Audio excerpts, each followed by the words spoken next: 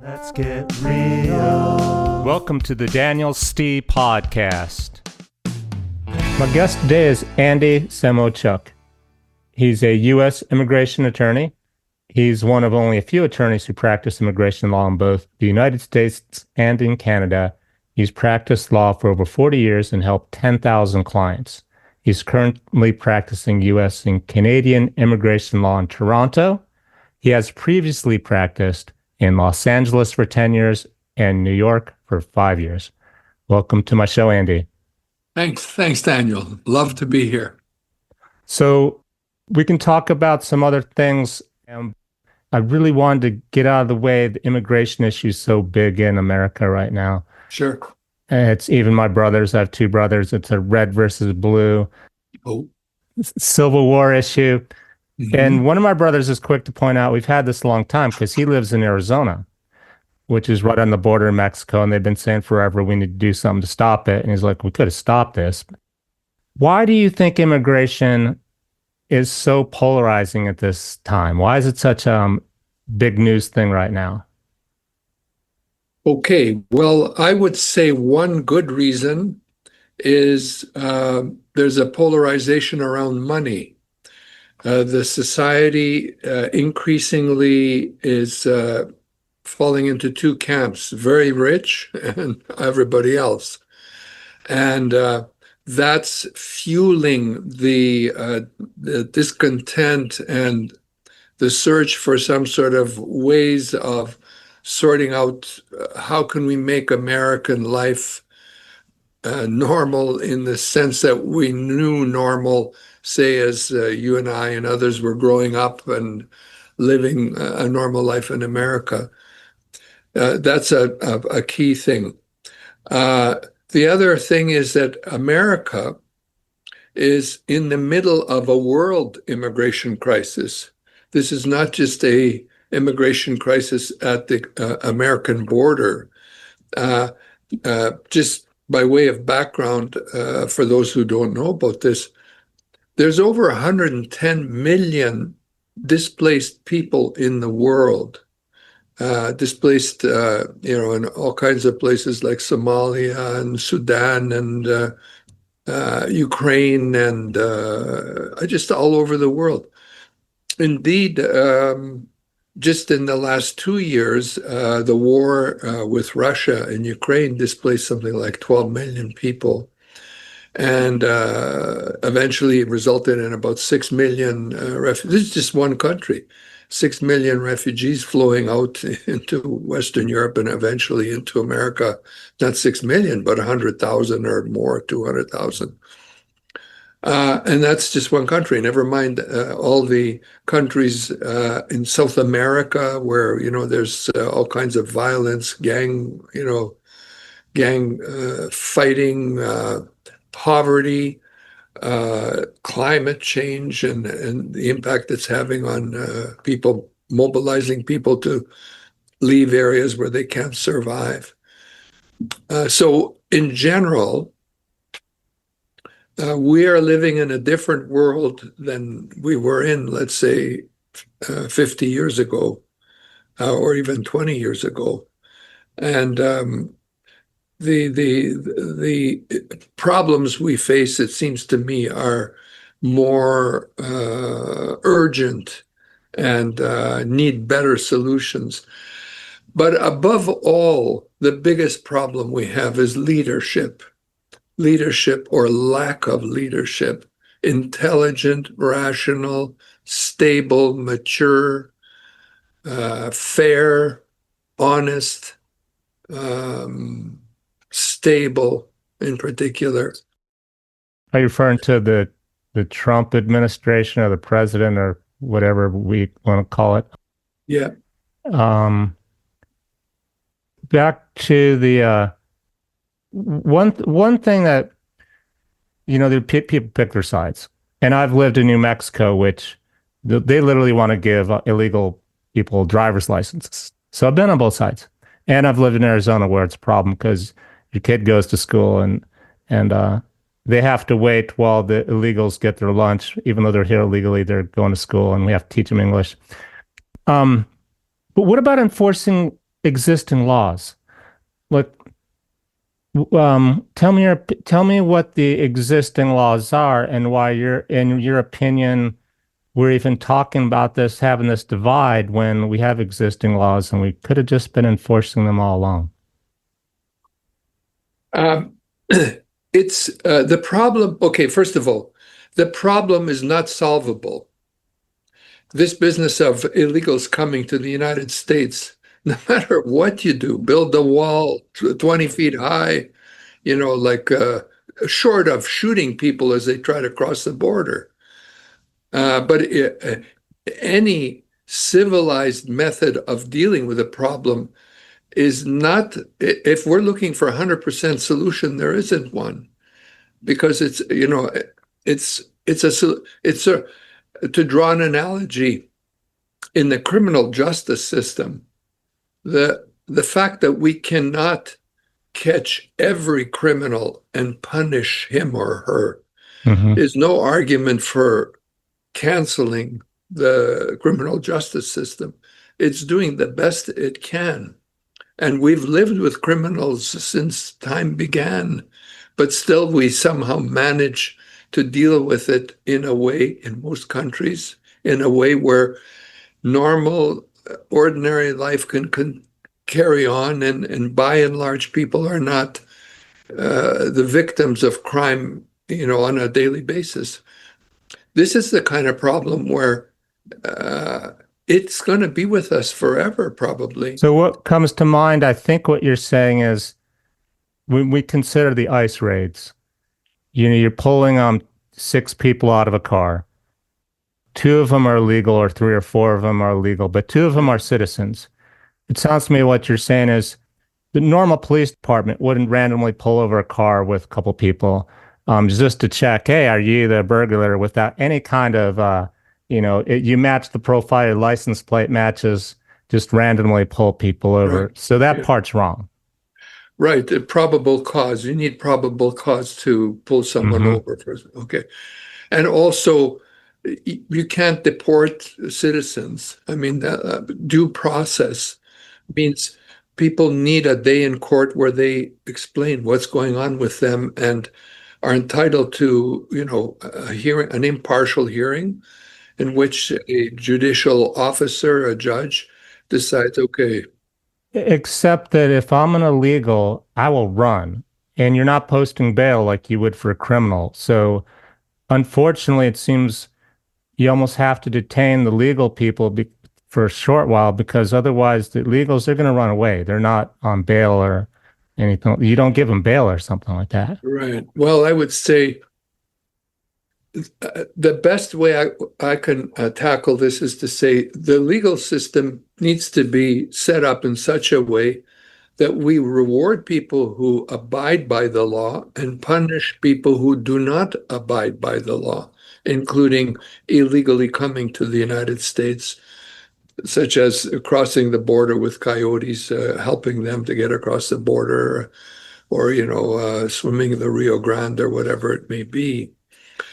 But in some measure, the reason why we have all this illegal immigration is because the legal immigration avenues have not worked. We haven't done enough to improve the law the way it should be functioning. Okay, so tell me about that, what the problem is with the current legal way, because my sister-in-law's parents are 100% legal citizens, but they came from Mexico. Right. And in terms of this conflict and, this division and polarization, they're like, hey, we went through the process. Other illegals can too. That was a long time ago, probably 40 years ago. Has something changed? Well, yes, a lot has changed. One, I would say the leadership in Congress, and right now the president is a Republican and it's the MAGA group and so on. They're not doing very well on the immigration file, in my opinion. But neither, we can't say it was just Republicans. The Democrats weren't doing that very well either, as was evident from the results of the election, the past election, where not everybody was happy with the Democrats. But I mean, in terms of the law itself, is Yeah. what's okay, changed. Okay. So, I mean, you can pass a law and say, okay, come to the United States legally only, no illegal immigration. I mean, in essence, that's the law. That's the law as it is on the books.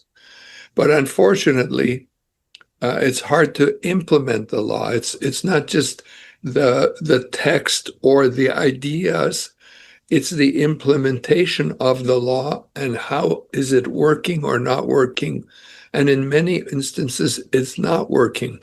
So, for example, let's say you're from one of these countries in Latin America that's the subject of gang violence, and you can't live in your house because your family's going to be shot up or whatever. So you pick up your roots and you try to make your way to America. Yeah.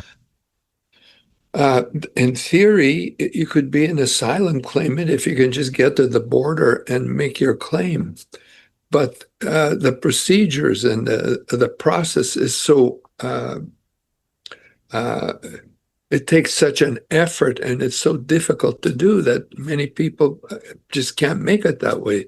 But they still need to escape from where they came, so they look for whatever methods are available. Yeah, sure. If I'm in that situation and I get to the border, I'm gonna just keep going if my life's in danger and whatnot. Right.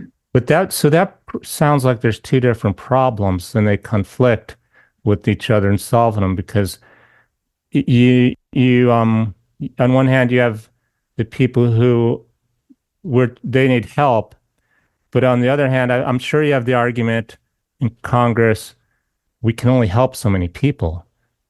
That's true. That's a key element. And then you have the people waiting for legal citizenship, sometimes years, who are probably like, hey, wait a minute, can I just cut in line?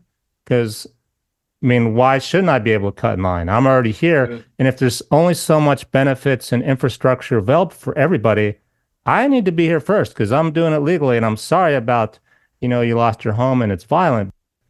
There's only room for so many people. Yeah. Well, I'll give you a sort of a vision, at least a way I see how maybe things could be improved, not impaired, but improved.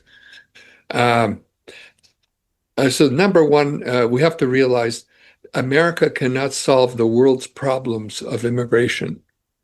Like the immigration problem on the world level, like I mentioned, 110 million, people who are 110 million people who are uprooted and have no place to live.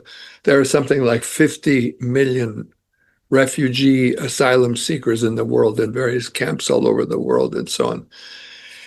No matter how we tried, no matter how good-hearted we are, it's impossible for America to solve that problem. Well, unless we quit starting wars and started solving and making peace instead of war all over the world. That would help. It would certainly help go a long way. But even still, it's too big a problem for one country, even America. Mm-hmm. So we have to come to this conclusion that the leadership in America has the right to set up boundaries on how many people can come to the United States and on what grounds can they enter the United States. Congress has the right to set the number of people allowed in. By and large, in the past, it's been about 1.25 million a year, new immigrants. But then you've had all this flood of immigrants coming across the borders and elsewhere. But by and large, legally speaking, it has been 1.25 million a year. So we know there's more than 1.25 million. There's like, I don't know, 10 million right now that would like to come to the United States. But we can only allow that many into the United States. So someone's going to be unhappy that we can't solve everybody's problem. But here's a way I think that we could deal with people who want to come better than the way we're dealing with them. And that is go to a system where sponsorship is the key. If you or I or anybody has, let's say, a family member that you would like to bring to the United States, and you're willing to look after this family member and help them relocate and, provide food and clothing and so on some sort of understanding, an agreement of some kind, such as after World War II, many people came to the United States. There was several million refugees following the war who were looking for new places to live, and they passed laws to enable them to immigrate to the United States, to Canada, to Australia, to Argentina, and so on.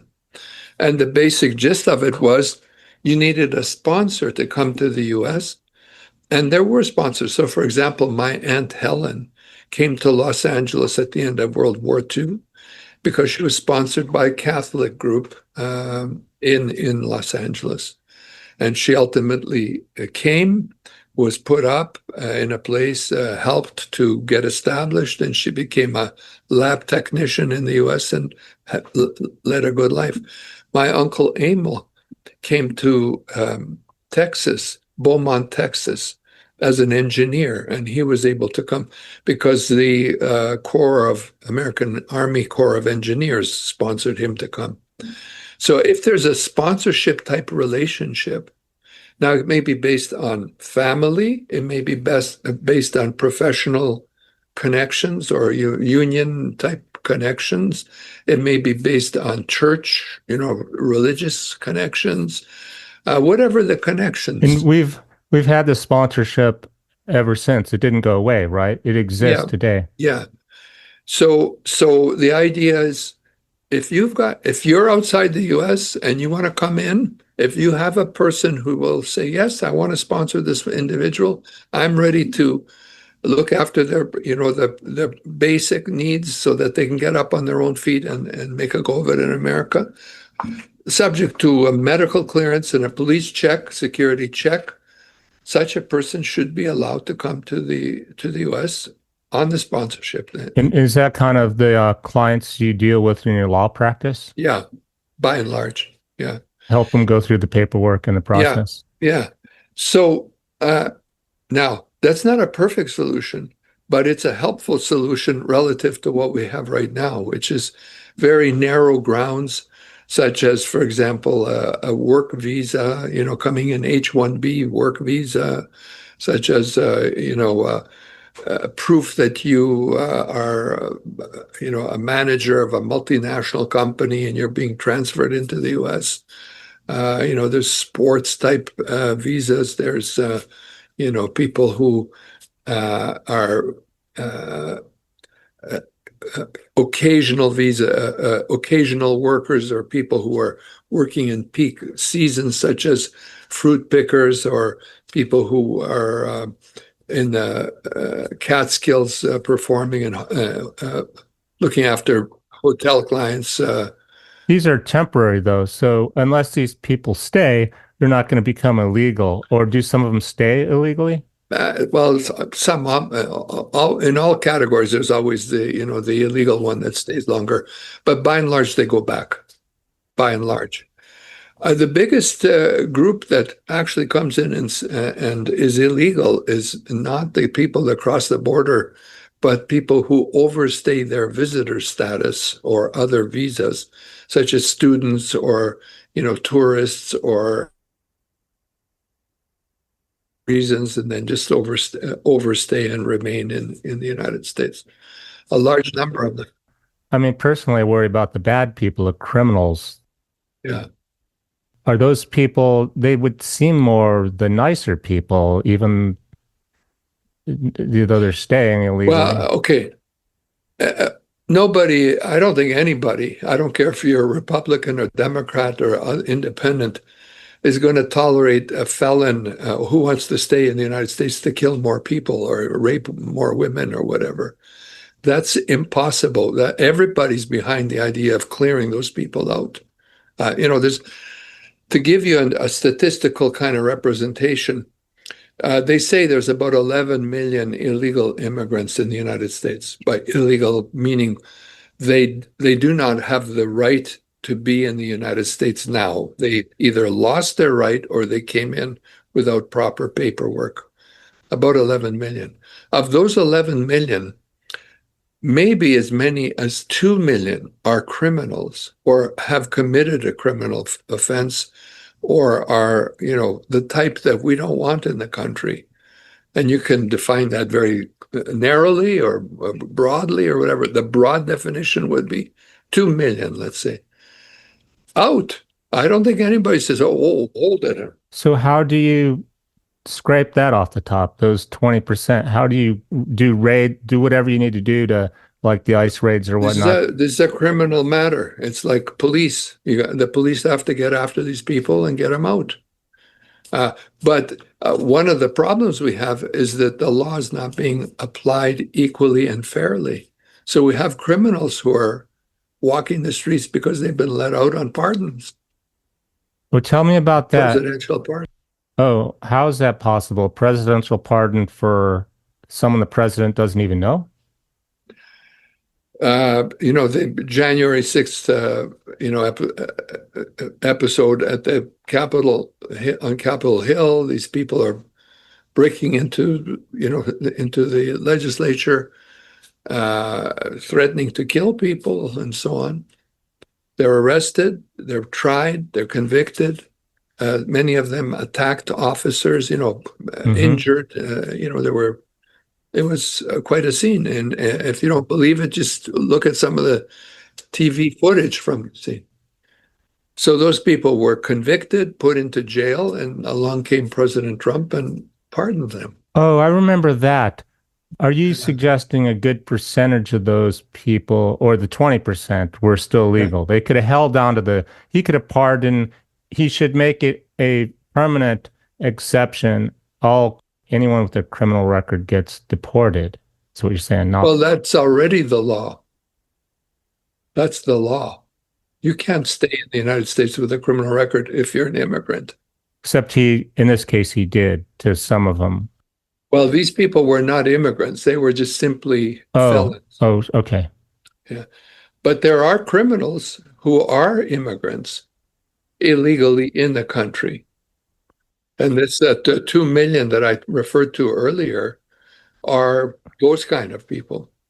There's a guy who, for example, attacked someone in a subway in New York, killed someone in a subway in New York, criminal, immigrant.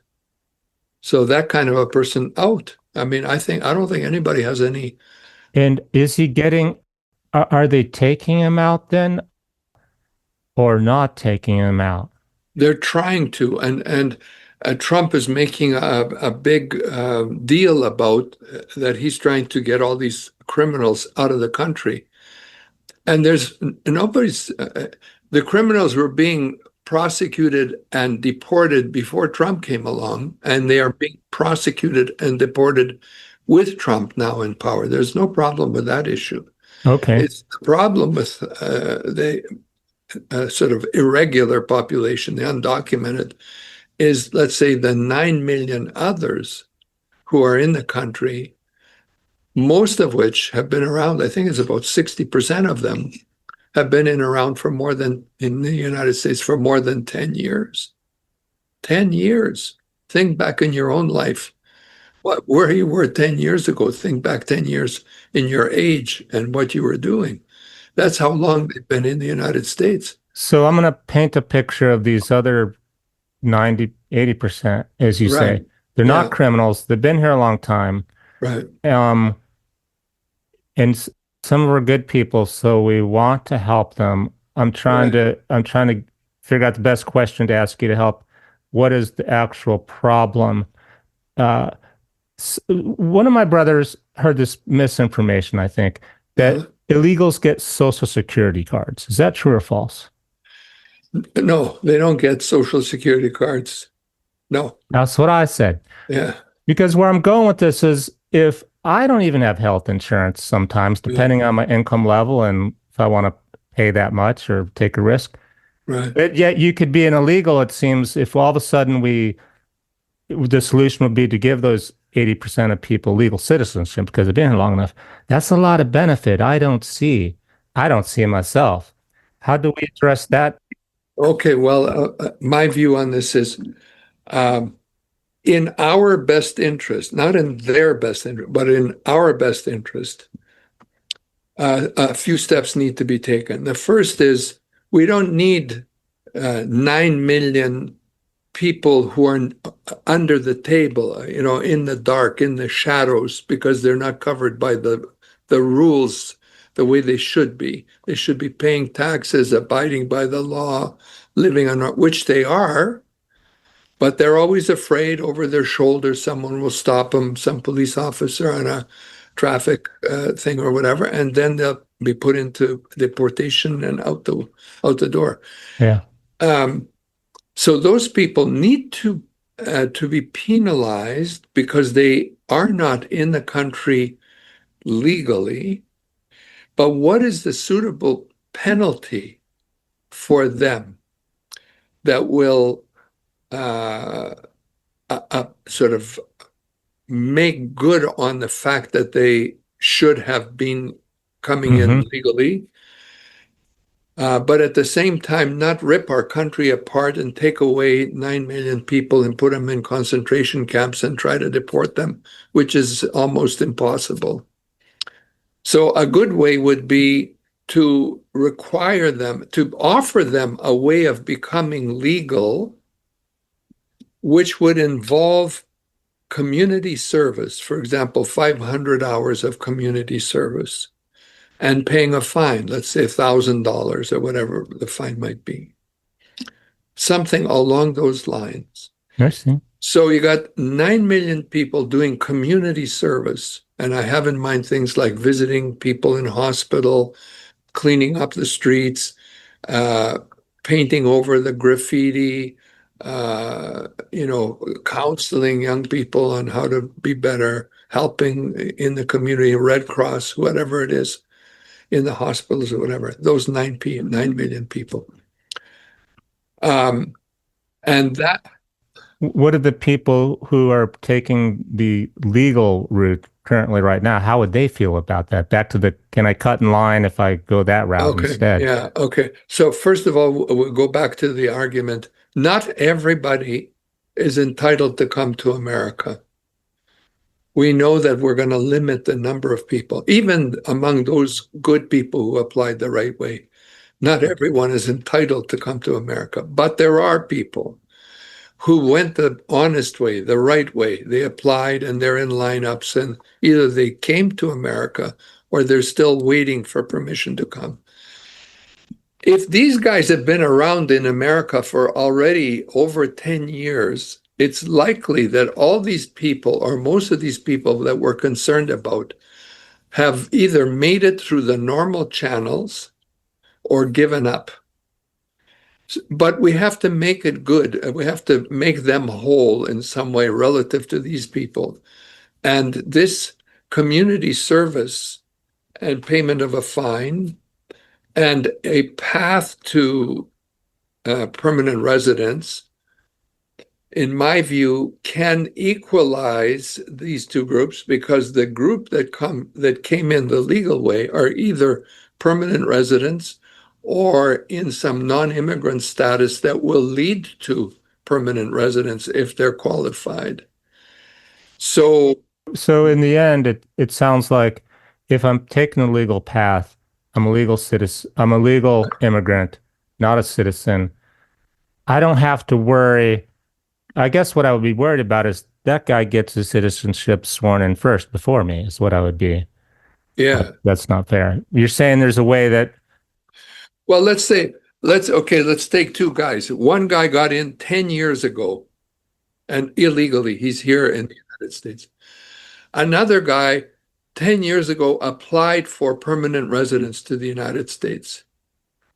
So we want the guy who came in 10 years ago to be punished, but to be able to, in terms of relative position in the United States, be equalized with the guy who came the legal way. So the guy who came the legal way probably spent 4 or 5 years waiting for the papers to go through.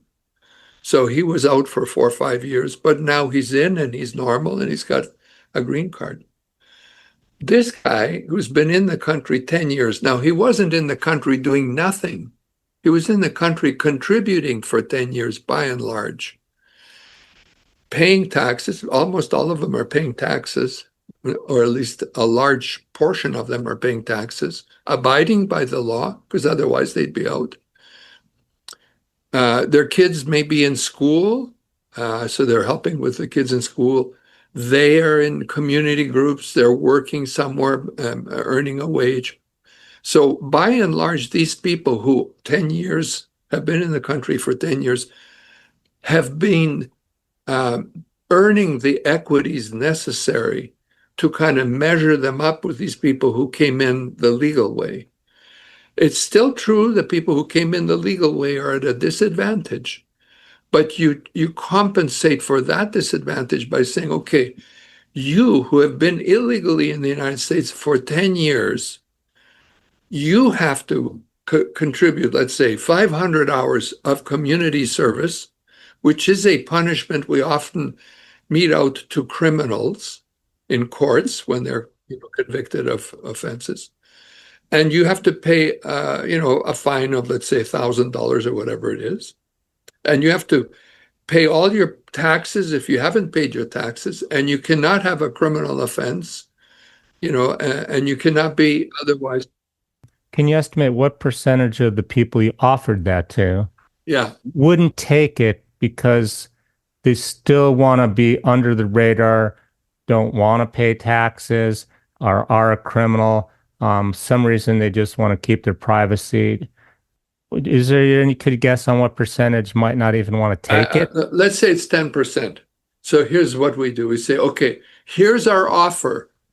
In 5 years' time, you can get a green card.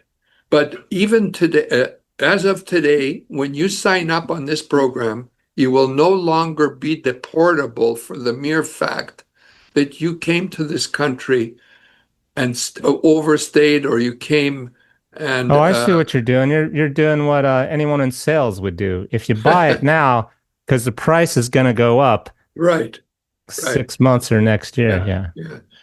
So now, I'm not God. I don't know the answer to all these questions. These are just my thoughts on them.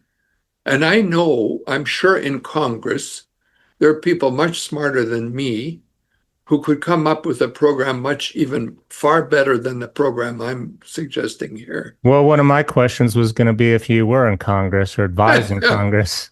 Okay, well, if I were in Congress, you just heard my program. I'd say, okay, you have, let's say, a half a year to sign up under this thing. If you sign up, the deal is we're going to take your name, address, and all that. We'll give you a temporary card for you to be able to stay and not be deported. But you have to do 500 hours of community service and pay a fine of $1,000. And we're going to do a criminal records check on you. And we're going to check to see if you've paid your taxes. And if you haven't, you have to pay your taxes in one way or another. And then, join the system, join the crowd who's trying to get health care. Yeah. Join the crowd that, goes to the hospital and I don't have health insurance, so now I need surgery. If illegals, they're going to give them the surgery for free. They have to. Well, no, you can't do that. I mean, it's got to be some sort of a. But that's what they do now, is what I'm saying. I don't know if they do. I mean, is that true? Yes, in Phoenix, there's actually you'd go in because there's so many illegals in Arizona. No illegal, go that way. Because then you skip the paperwork line. They know you don't have insurance. They know you're not a citizen. They just have to treat you. Me, I get a $20,000 health bill unless I pay cash for it. It's on my credit score forever. It's that black and white, really, yeah. Well, okay, so you got to fix that. It can't be like that. And I don't know exactly how to fix it. In your system, they would be buying into the system, is what I'm saying, fair is fair, whereas now I think, which is why I wonder if some of them would not want to take it, is my question. Maybe you and I don't know the answer. Well, I'd say, okay, I'm an illegal. I'm here in let's say California or wherever. So there's this offer. I can be legal within 5 years. But the key thing is I'm not going to be deported anytime now. There's no ICE agent going to be knocking on my door if I agree to this thing. Yeah. Oh, the key Okay. thing would have been if Trump or whoever would have said, you take this now or 5 years, we will have an ICE and it's not going to be pretty. Okay, that's you can go that way too. You can say whoever doesn't take it, never mind 5 years, but after, in 6 months, if you don't take this, we're after you and you can't take it later. You can't take it when you're arrested. It's game over for you. You're finished. So, okay, such a person being deported will sort of add some measure of justice, if you want to call it that, to these people who have been, waiting for 5 years to come to the United States the proper way. So do you think we've been speaking of how to this is a big issue, how not to just kick all the people out of the country and be mean Right. to them. But what if we handle that? What is your opinion on more people coming in? At what point do we, I think you mentioned a limit on the number of Yeah. people. It's like all Yeah. we can take. Well, that's a tough one. Uh, and that's where I'm going to be criticized. I say, well, that's not going to stop anybody from coming today or tomorrow across the border. Why wouldn't they come when they see that, oh, well, a program will come along and allow me to stay. I You know, just it have just to occurred to survive. me is Yeah. when the 10 million become legal and it's their problem, Yeah. they'll see where we're coming from now. See, Yeah. we told you so. Like you're here now and it's good, but it ain't gonna be good very much longer. You know, yeah, then now you'll understand. Now you Yeah. Yeah. understand? Yeah. Yeah. Well, that's true. You see, a lot of the people I've talked to, like in taxis and on the grocery stores and so on, who are immigrants, they have no patience for these illegals, and Yeah. they get them out, out, out, out. It's a Um, complex well, it seems like yeah, it should be a simple problem, yeah. but more to it. But I think just to address the problem you're talking about. Okay, so I'm outside the US. I hear this program has been announced. Can I qualify? Well, I have to be in the US illegally for 10 years to qualify. So I'm Uh, gonna have to, if I've only been here 5 or 6 years, I've got to hold out 4 years. Out, yeah, Yeah. out. This program is for people who are here. If you're new coming in, you're being deported.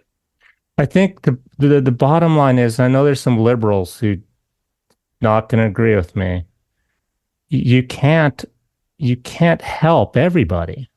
No, you cannot. You just can't. No. Unless you want to sponsor them, that's what they can do. They can sponsor Yeah, they these could people. sponsor. Yeah, yeah.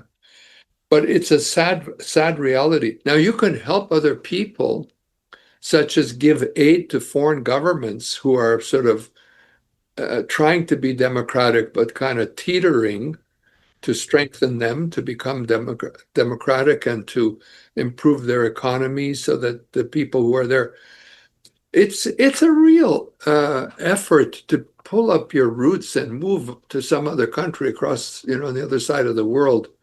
It's not something that someone would do just, oh, I feel like I Well, want I to. always wanted to live in Switzerland Yeah. because I'm a mountain climber.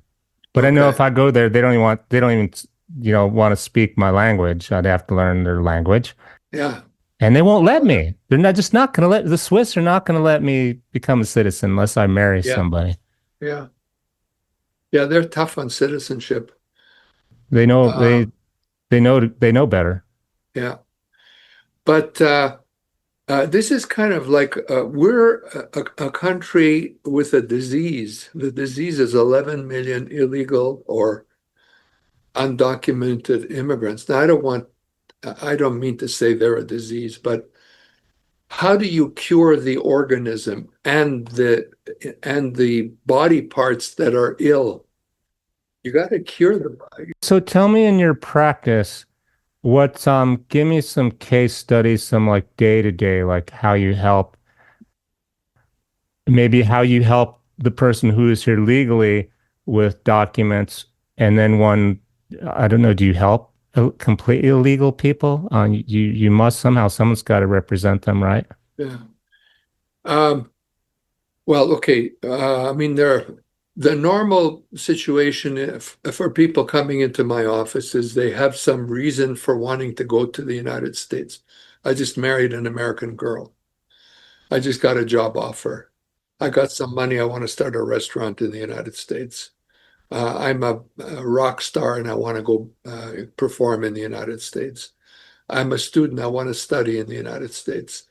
All these kind of categories, they have ways of coming legally into the United States. So I help them in the legal ways.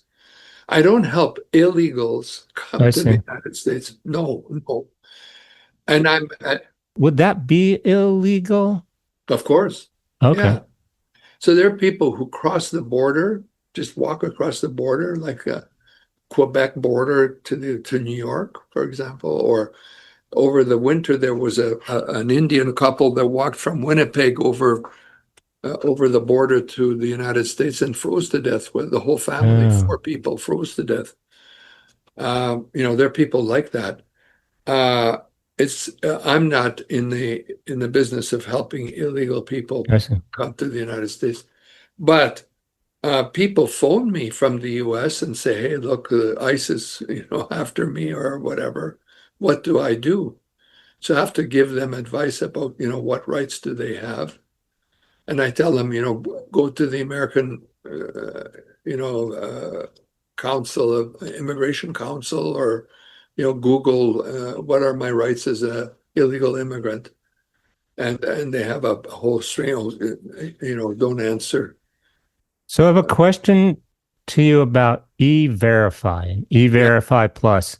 yeah, Because when I asked Chat, what are some solutions to this problem? It said, there's this E-Verify online system where an employer can verify, a yeah. citizen. Is that even in the solution recipe at all? Does that? Oh yeah, no, no, no. That's a good solution. I'll give you an example. I have a hotel owner, Canadian, who bought a hotel in the US and is applying for a green card. And his problem is he had to show he had 10 million, oh, I'm sorry, 10 people legally working for him, and that he invested just over $1 million to get a green card. It's called the EB-5 program. The purpose of the program is to attract money to the United States and to get jobs for American workers. So he applied. And everything was fine, except he got a conditional green card for 2 years. And at the end of 2 years, if the money is still there and the jobs are still there, he's entitled to an absolute green card, like the regular green card. So we applied to remove the condition on the basis that the money's still there and the jobs are still there.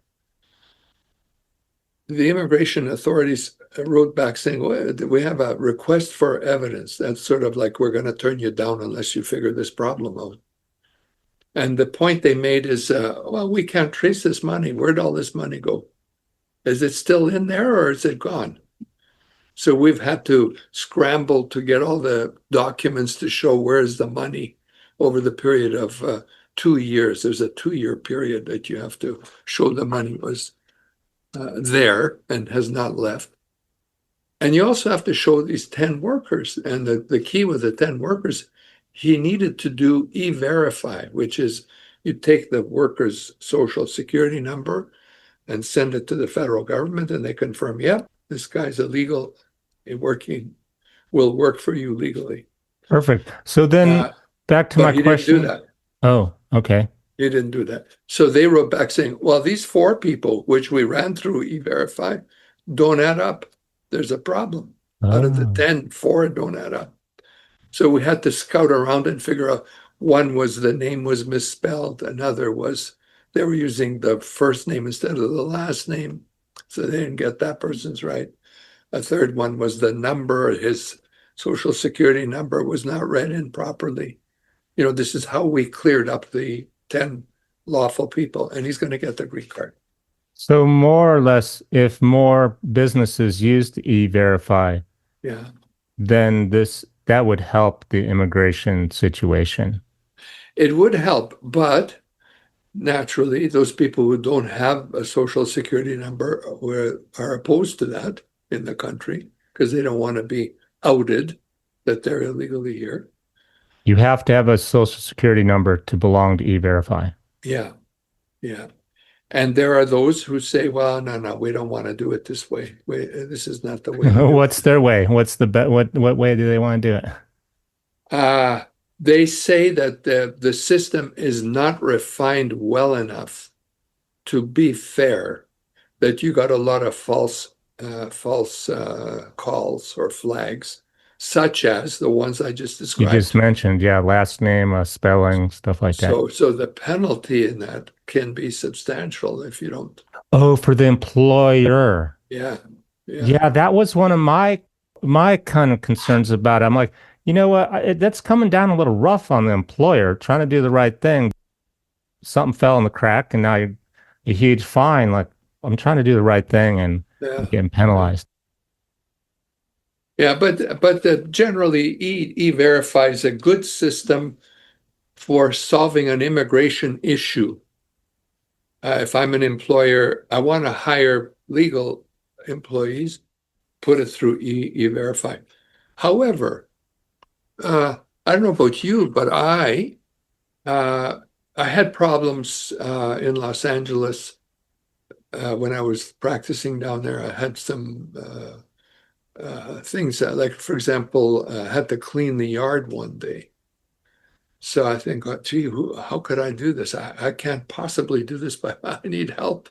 And I don't have friends that I can call to, okay, come on down here but I'll go down to Home Depot. Mm-hmm. Yeah. And there's always a bunch of guys hanging around there. So I went down there. I said, any of you guys want to work? And they said, you know, okay, Those are good workers. yeah, They used to be good get workers. on the truck, Yeah.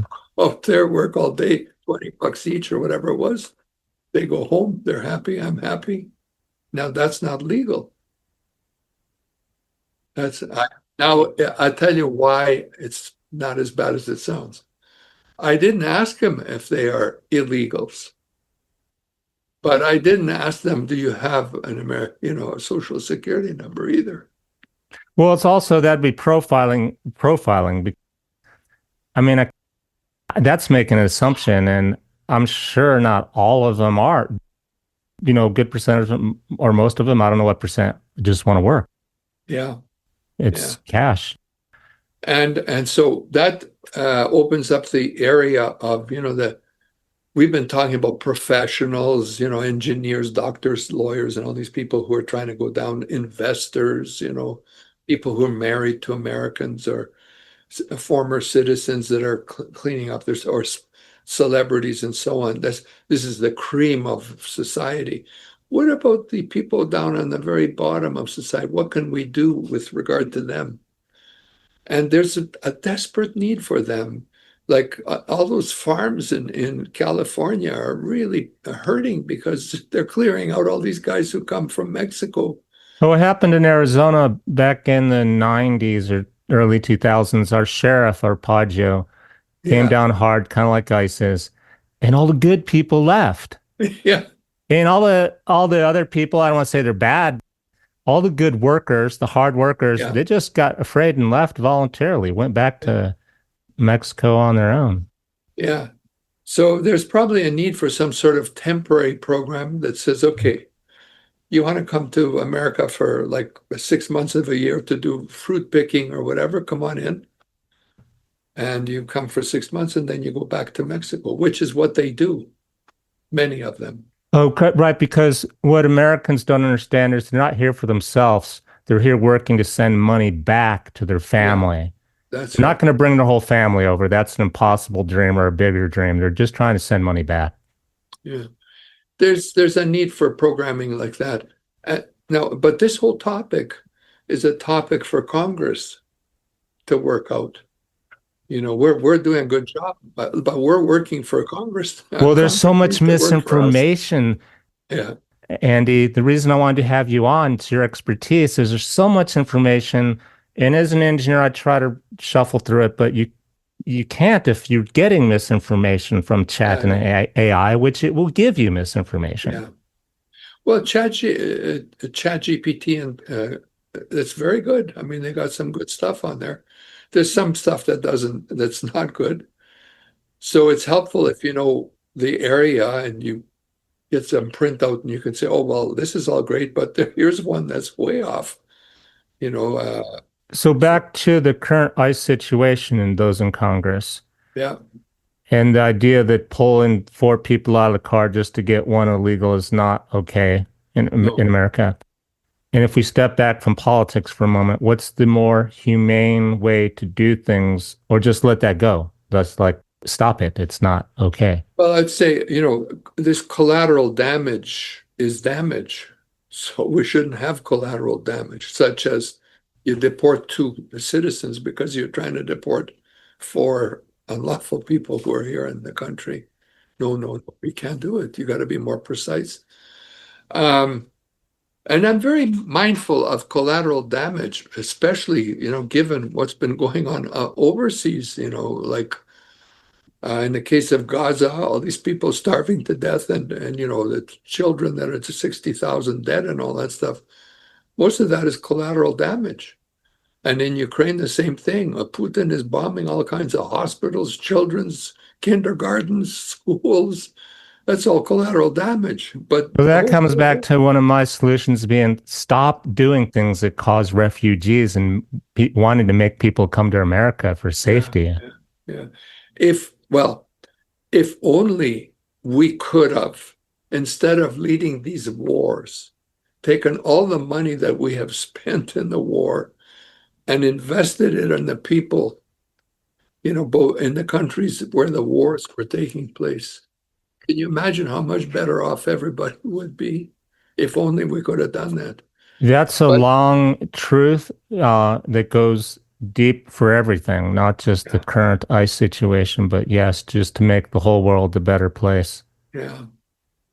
I, I have grandchildren, I have children, and I think, oh boy, like we really screwed it up for them. I hope we can get back on track to make their lives easier because they're going to have, like with climate change and you know, uh, like one of the issues that really bothers me is there's all this trillions of dollars flushing around in bank accounts, offshore bank accounts, illicit funds that has been stolen, like ripped off from African countries and European countries and the Far East, or whatever. Even here, like the gangsterism, the sort of like the uh, uh, like it's almost a problem.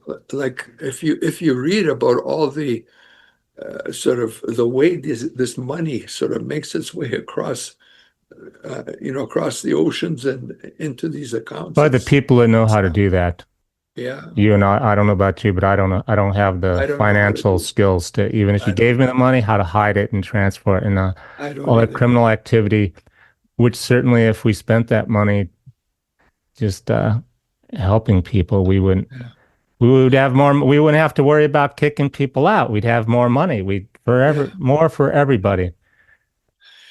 Back to, like I mentioned, E-Verify though, in terms of things that might come up for proposed solutions.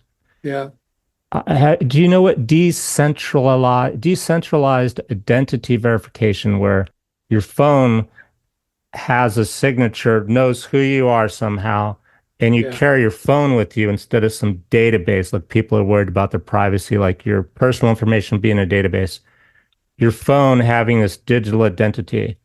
Right. Would that help in any way for the immigration issue? Big help, big help. And I know there are people working on that issue, especially in the asylum areas, like in these refugee, because a big deal in the refugee camps is identity. They don't have an identity like you and I do, and they need it, like to open a bank account or to, get a credit card or do any kind of transaction. a part of it is they have to have an identity, and they don't have their papers, or the country never issued papers or whatever. So I know that I wrote an article about it on Forbes many years ago, where there are computer scientists who have come up with, I don't remember all the particulars, but I know that there's several groups that are looking at this identity issue and trying to. The one that I wrote about, the thing that impressed me was it would be a way of giving these asylum seekers. Let's say there are camps in the Middle East where there's about 1 million asylum seekers living. And the camp is effectively a city with its own kind of flow, the everyday life kind of a scenario. They don't just sit there. I mean, they try to help their kids go to, teach them something. They try to, cook dinner. They have to wash their clothes and all that kind of stuff. They have nowhere else to go, though, Yeah. pretty much. So they're doing their best. And so this idea was that let's say everybody was given a cell phone with an identity. I was about to say you have to give them a phone because they have no papers, no credit card. They can't go out and buy a phone. It's not like they have a credit card and an account of anyway. Yeah. You give them a phone. Now they got a phone. And then they said, well, we'll give each one, say, $500. And we know we're giving it to the exact right person because it's e-transfer to that phone. So the person. Oh, so now you distribute the aid more efficiently. Yeah. That's assuming they can go to market even buy some food because you haven't bombed all the food out of existence. Yeah. Let's hope not. But so the person now, are these people literate, telephone literate? But I assume what you could do is hopefully could show them how to open it at least. So they go to the market and they say, I need 3 melons, 2 pieces of bread, and 5 sausages or whatever. And they say, okay, you pay here, and you scan it, and he's paid. That's digital currency. Yeah. We're talking about identity, which is your biometric data. I don't know if it's your iris, your heart rate, something I see. You're talking about medical? I haven't researched the technology in detail, but it's a way like it would be like you can steal a social security card. You can steal a social security number. If you had, I think part of it is the Department of Homeland Security, the Social Security Administration would verify that. Yeah.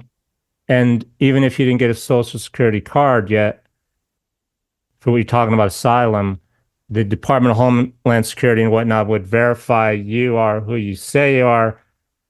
I mean, it seems hard to do because you can fake a picture and everything nowadays, but that's what I mean by digital signature would be then. I see. Oh, it's blockchain technology. Another blockchain. Yeah. Blockchain technology. Yeah, that could work. Yeah, that could work. It's above my pay grade. I don't know enough about it to to give you a great answer, but I think there are ways of sorting many problems out like that, using that kind of a method. And it's got to be systematically implemented into the society so that it's fair and everybody gets the same sort of, I guess, image, digital image of some kind representing you and with all your data on there, like what your blood type is. Well, my biggest thing is, what if I lose my phone now? It's like I can't even get gas. That's a problem. Or maybe they could, staple it into your arm so you don't lose it. How are things different in Canada? I think we're pretty close. Are we what's different about you're in Canada right now versus being in Los Angeles, New York? What do you see on the news about the immigration issue that we don't see? Or are you seeing the same thing? Is there something in America like Americans don't know about that you do being outside the country? Well, I'll give you a few differences. The biggest difference by far, in my view, is the healthcare system. Now, Canada's healthcare system is far better than America's, in my view, for the average person. for the average person. And if we're all average, then that means a lot. But we're not all average. There are all these rich people. For rich people, it's not as good. And for Canadians who are rich, they go across the border and get the healthcare they want in the United States. Oh. So in that sense, Canada loses because the rich people are paying into the system through taxes, but they're not as concerned about healthcare as the rank and file sort of thing. But just to give you an example,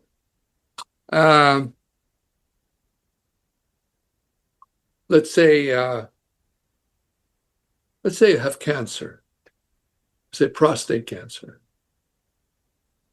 You got no money. Let's say you lost your job. Like things are not going well. What are you going to do? In Canada, you go to a hospital and they treat you. In America, you got to worry about, explaining, well, how are you going to pay for this when you get into the reception area? And since it's not really critical right at the moment, they can say, well, we don't treat you unless you got an insurance plan or unless you can pay. So you go home with your cancer and you die slowly. Mm-hmm. To me, that's... I've had at least one friend who died because he couldn't get cancer treatment in America. Now, in Canada, the problem is, okay, you may have cancer, you may have treatment, but it may take you like half a year to get there. On the list. Yeah, because there's a lot of people waiting.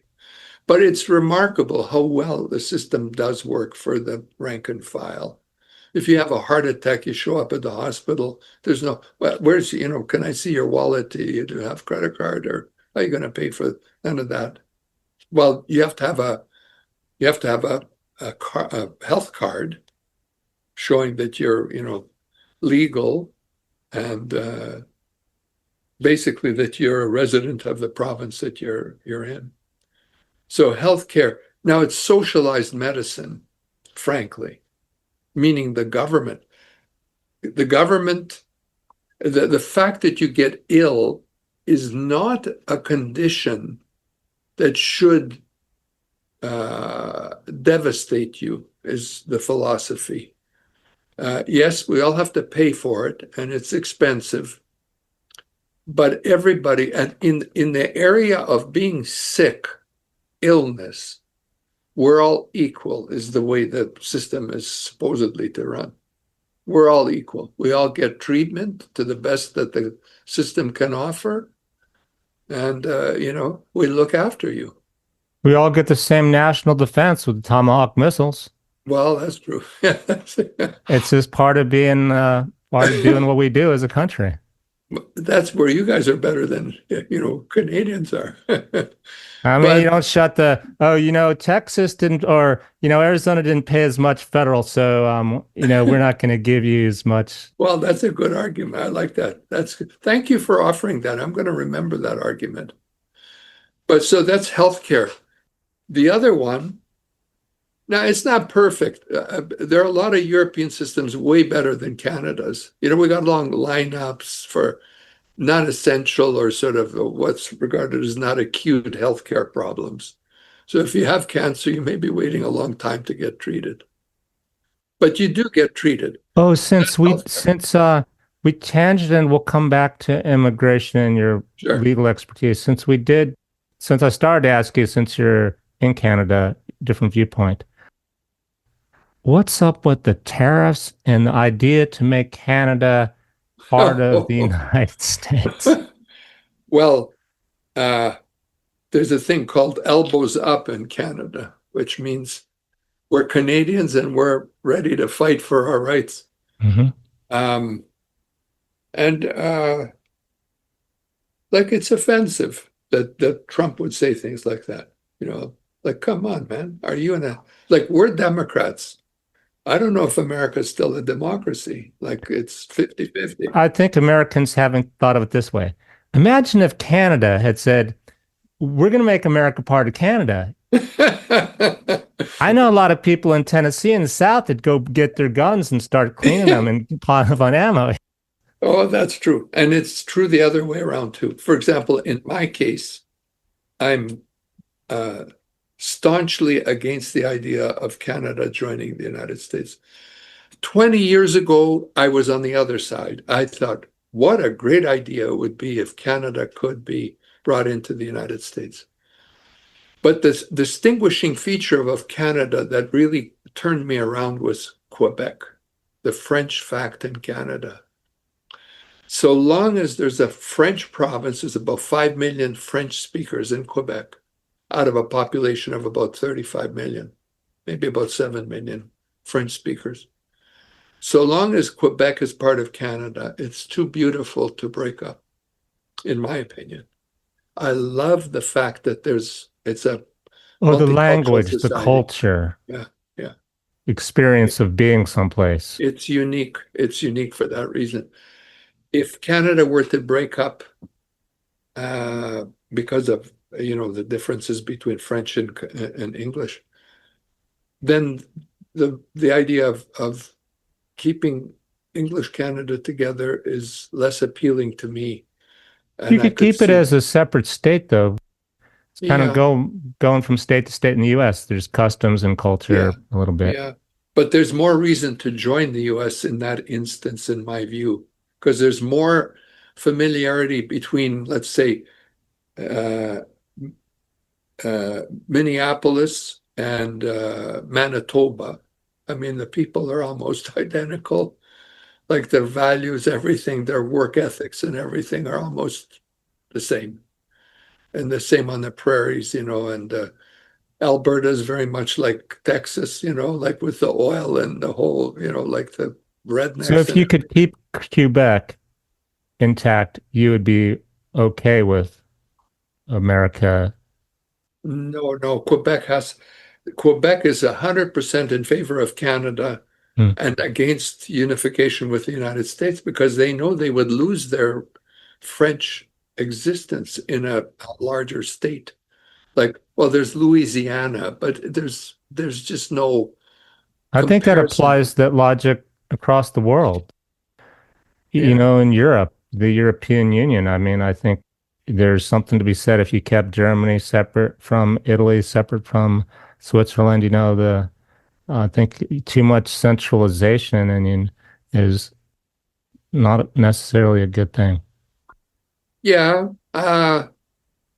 You know, well, put it this way, as far as I can take the argument, like I was saying, 20 years ago, I was thinking, we should, well, what the hell? We're all the same. It would be great, but not anymore. And the reason for me not is because the beauty of America, in my view, was the people and despite the fact that they called it a melting pot, it's not.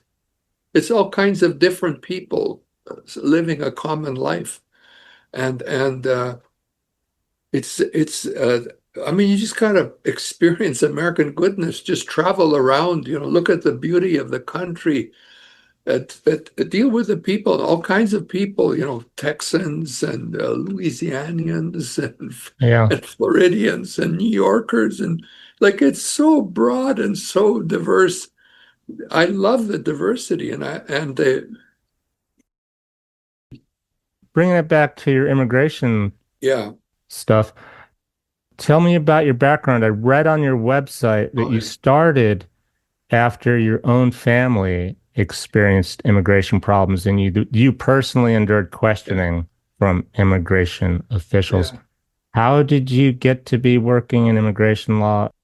Good. Like backing up from that, did you come from another country? Are you an immigrant No, yourself? well, I'm an immigrant to the United States, but I'm a Canadian. Like I was born in Canada. I was born in Western Canada in Edmonton. Now, Edmonton, if you don't know Edmonton, it's a far north city and it's colder than hell well, not hell. It's cold as hell in the winter to the point where, your car freezes and if you don't have a block heater plugged in during the night, it freezes, you can't get it started. It's that bad. Use a credit card to clear off the frost from the windshield because otherwise you can't drive. So it's that cold. I remember going to school in high school where the temperature was above minus, that is to say, lower than minus 50 degrees. And I'm going to school in high school. Like it was so cold.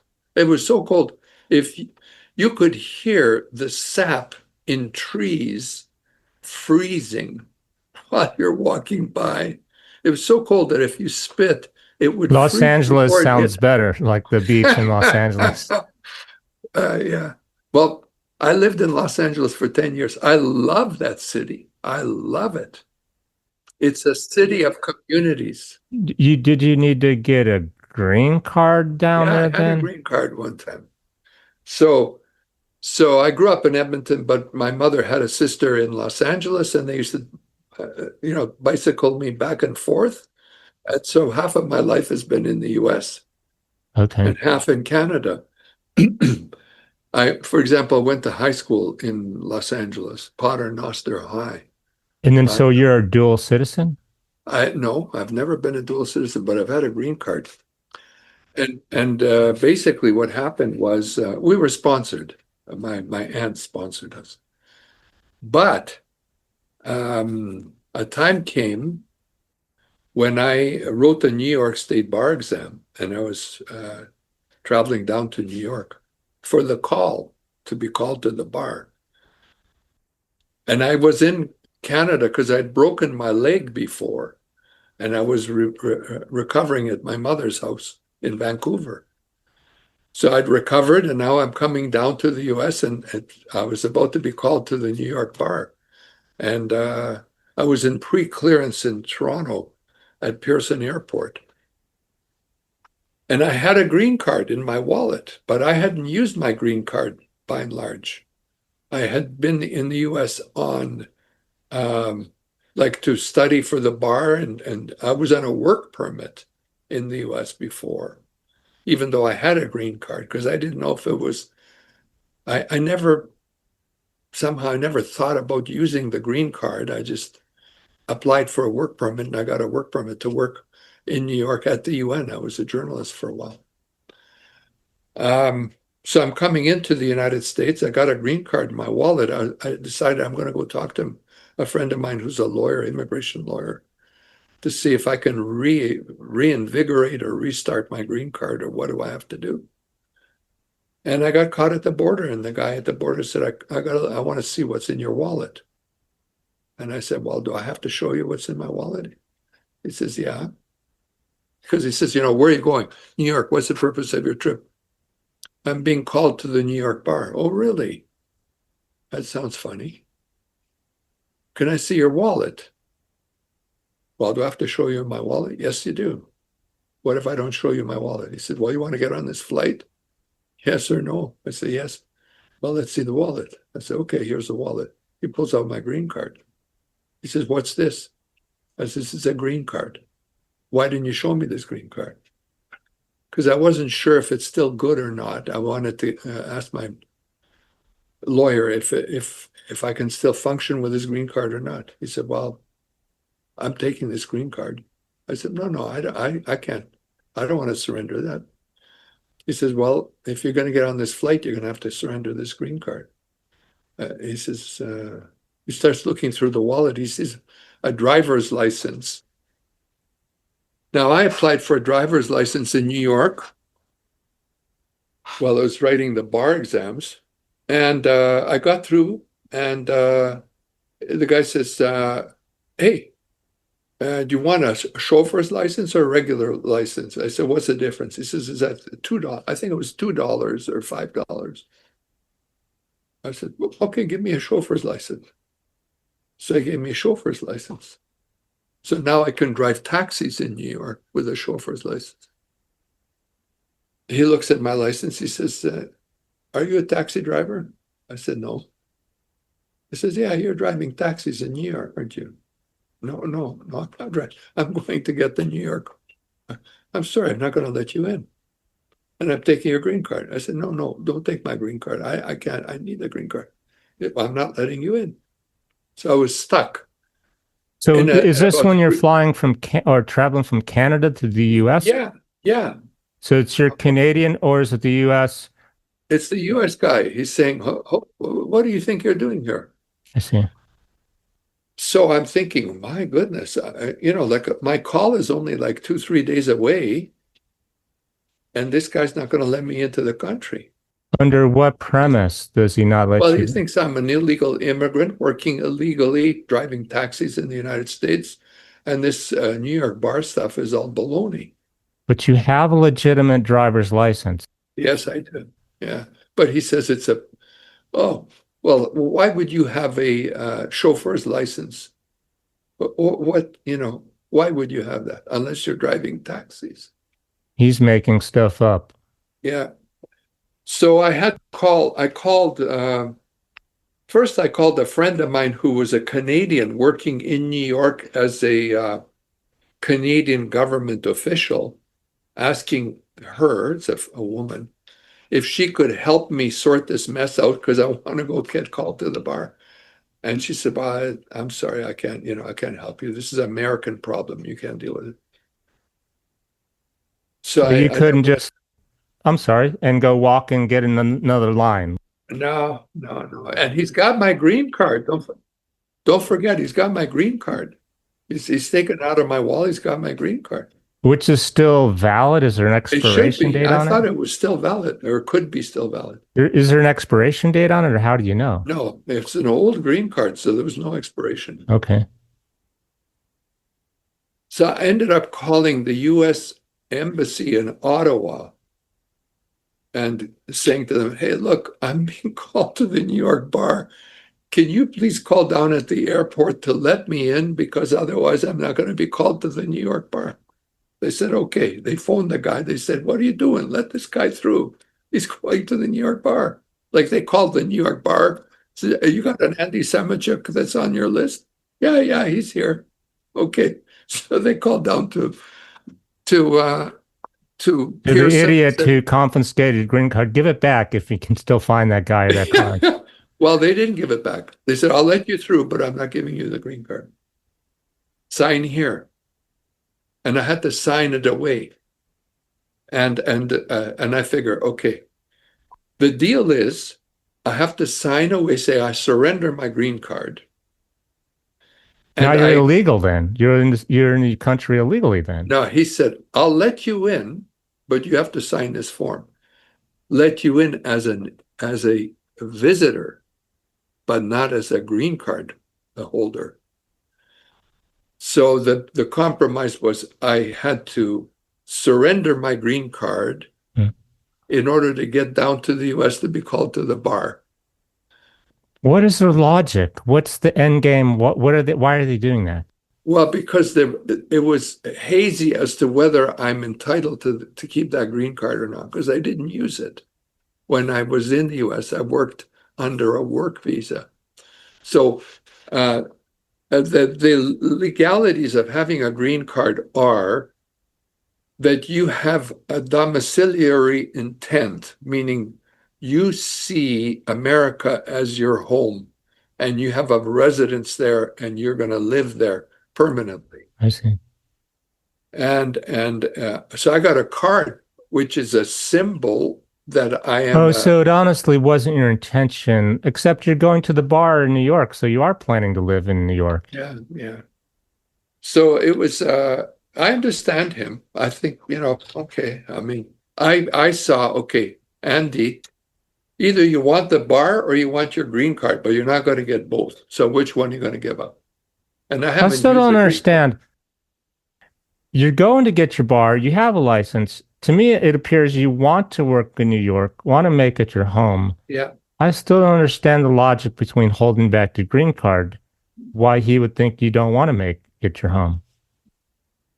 Well, but initially he thought I was illegally driving taxis and illegally living in the United States. That's what he thought. And just on the basis of having a chauffeur's license and my explanation, like I'm in blue jeans, I'm not like dressed like a lawyer. I'm dressed like a cowboy. This is where I'm going with that. I'm trying to make an assessment. Was he a smart immigration official or profiling or just doing something illogical? like not following, shouldn't there be a playbook, a blue book we follow for every person Yeah. that comes through in line? And was he following it or not? Well, yeah, no, he was following it because the way he would have dealt with it if it hadn't been for the law call to the bar, he would say, okay, I'm taking your green card and I'm going to arrange for you to appear before a judge. And that judge will hear your case and make a decision as to whether your card should be surrendered or returned to you based on whether you can prove that you have domicile intent and that you have maintained your intent throughout the period that you've had your card. And I would be able to bring. If I could have, this is why I would go around. Okay. See, in that scenario, I would have said, no, okay, you take my card, but I want to go before a judge. And then the judge will hear me say, okay, well, what's your side of the story? And I'll give him my side of the story. Okay, now U.S. Customs and Border Protection, what's your side of the story? The guy's got a chauffeur's license. He's saying that he's going to be called to the bar. I don't believe that. It looks to me like he's been living in the U.S. illegally, and I decided, I don't. It doesn't add up for And me. this is what got you into practicing immigration law then. Yeah, so I experienced that. It was like, it was real stress. I thought, okay, if this is how things are, maybe I could be, helpful to other people by getting into immigration and so if people face these kind of issues, I can step Some in. similar, not with the green card, of course. I don't get profiled, the way I look. But I've run into similar things at TSA in the airports Yeah, where they go, well, do you want to get on this flight or not? And the thing I remember is they're not the police, Daniel. yeah, It's just a day job for them. They are not the police. They could keep you from getting on that flight. They're not yeah, the police. yeah, right. But in your case, immigration law is more of a police. Well, so that's the compromise I made, and I also thought, well, if push comes to shove, I can apply for a new green card and get a new green card. It'll take time, but I'll get it.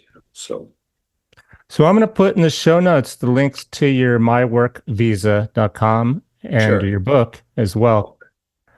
You are an author on the side. I noticed that on your Yeah, website. right. I appreciate that because people want to pigeonhole people into one box. Like, what do you do for Yeah, a living? Who are you? yeah. Taking a risk by putting your personal, because your books are more like novels, right?